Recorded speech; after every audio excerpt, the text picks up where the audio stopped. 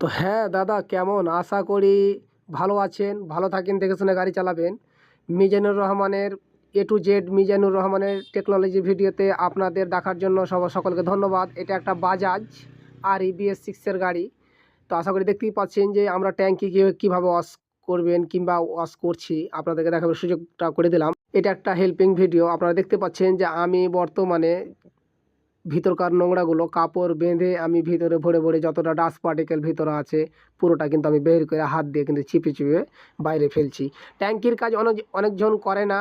আমার ঠিকানা কুতুবগঞ্জ রিকোবাড়ি প্রাইমারি স্কুলের পার্শ্বে রোডের ধারে আমার গ্যারেজ।